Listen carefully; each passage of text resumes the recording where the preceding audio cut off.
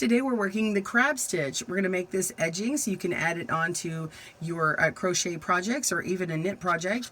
You can do a one color effect like this one, do a two-tone which really stands out on the crab stitch edging, or you can even add it in the round directly onto some chains like on this decorative t-shirt basket in an upcoming video and pattern we've got going. Join us at Good Knit Kisses and we'll show you the crab stitch.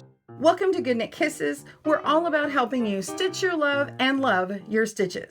The crab stitch makes a lovely border. As you can see here, you can make two different colors, a two-tone border, or keep it going in the same color, or even do it all throughout matching your main project. The samples right here are showing working with a project that needs to have this single crochet going around it so that you have something to grab onto for the crab stitch. But you can also do what I've done on this basket. Like I said earlier, this will be in a later tutorial, but I'm using a t-shirt yarn and I'm just going over these chains here and putting it directly onto my chains and not needing the single crochet. So either case, you can put the crab stitch right onto your work. The main thing to notice is, see these big knucklings? I call them knuckles, this little twisted part, kind of knotted. These are more pronounced the bigger, thicker yarn you use. So whatever yarn you use, that's fine. Just make sure it's appropriate. The first thing you're going to do, be sure and click down below to get the written instructions down at our blog. And you're going to want to start by grabbing your appropriate weight yarn and hook and get your project. You're going to want to fasten on and single crochet all the way around, and then put 3 single crochets in each corner. Either make a corner or put it right in if you've got a granny square or something. Okay, and if you need a tutorial for a single crochet, please click down in the link below for a slower tutorial. All right, we're going to grab our supplies and we'll begin the crab stitch. So you've got your established base here, and we want to tie on our yarn onto the edge. I'm not going to use a slip knot. I'm just going to pick a spot kind of right in the middle and just pull through, go right underneath both of those loops there, pull up a loop, and then take my working yarn and yarn over and just attach that. Okay. Now we're going to be working in the opposite direction you normally do. It's a single crochet in reverse. So you're going to take your hook and we're going to go to this stitch behind it and we're going to go underneath. So you can do it like this, or you can take it and dip it like this. I think it works really well to dip it like that, and then grab your yarn and pull it through. Okay, we're just grabbing it, whichever way is easier for you. You don't have to do it exactly the way I do, but just grab that yarn, pull it through. So now you have 2 loops on the hook and they're really kind of squished together. Now we're going to yarn over and pull through both. It's important that you keep your tension nice and loose. Don't try and pull really hard on it or your project is going to get scrunched up. So now we want to go down to the next one. You've already done the first one. It has this little knuckle up here, and then when we do the next one, this part locks down. So we're going to go through the next stitch right underneath there, okay, and yarn over. So grab it and pull it up, twisting it, and then yarn over and pull it through. And that's it. So let's do that again. We're going to go into the stitch, pull up a loop, and twist around, and yarn over, and pull through both loops. It makes this really pretty sort of knuckling. So you're going to go point it down into that next stitch, come up and yarn over. You're just grabbing that yarn, pulling it through, come up, yarn over, keep it nice and loose. This is just really loose here. Pull through, and you're done with that. So you just continue going on. If you want to try a different way, you can go, whoops, you can go under like this, and yarn over, and pull through, and then yarn over, and pull through that way. But it's easy to get it kind of messed up. So let's do that again. Let's go under that way.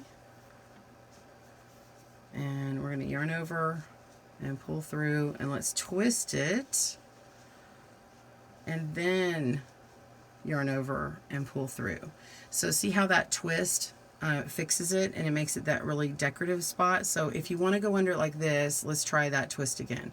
Go under and yarn over and pull through, and then twist it. So what you're doing is you're twisting it around down towards the project and back in the opposite direction how you normally would hold it, and then yarn over and pull through, and that gives it a twist. All right, so go down, yarn over, pull through, twist, yarn over, and pull through. I prefer just pitching it down like this to pick it up. I think it's easier, and then it immediately just grabs it and then comes up. So it's like this little pendulum. So I'm going in, little pendulum swing, pull forward, twist, and grab. It's like one motion, and then pull through. And then that's it. And so when we reach the corners, you just continue going. There's no specialty to the corners. You just continue the stitch as normal. And, oops, make sure you're going through both loops though. So just continue all the way around, and then when we get to where you want to connect them, we will meet back up at this spot. So pause your video and I'll see you at that moment. Be sure to put your finger on the hook when you go to put it in the stitch behind it, because it helps establish that tension. And when you bring your hook forward, you could put your finger on it again and then twist and pull through, or yarn over and pull through to get that knuckling to be even throughout. So I forgot to mention that in the beginning, but wanted to add that in here. Okay, so now I'm at the end, and you can see that I am one stitch before where I started. There isn't that knuckling there because we had gone straight on to do this one where that crab stitch is. Okay, so the crab stitch that really got established was this big one here. So right, what you're seeing right here is just kind of a small one. So you can go right into that. Just depends on the gauge of your yarn and the size that it looks like. I'm going to go on this one and decide to go through and do one more crab stitch right on this one. Okay, and pull through. And then when I get to the one that's the bigger crab stitch, I'm actually going to go right in there and pull through, and then we're going to slip that stitch instead of make a crab stitch. So we're just going to pull right on through and slip. Okay, and then we're going to cut our yarn.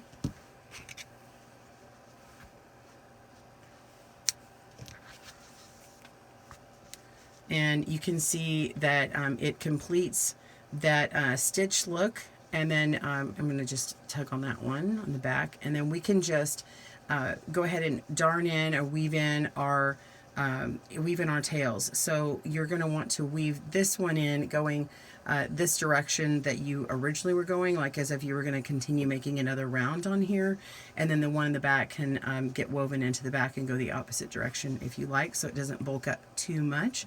And that's all you're going to need. I hope you enjoyed learning how to make the crab stitch. In a few weeks, we'll be showing how to make this basket right here, the decorative t-shirt basket. Thanks for joining us today.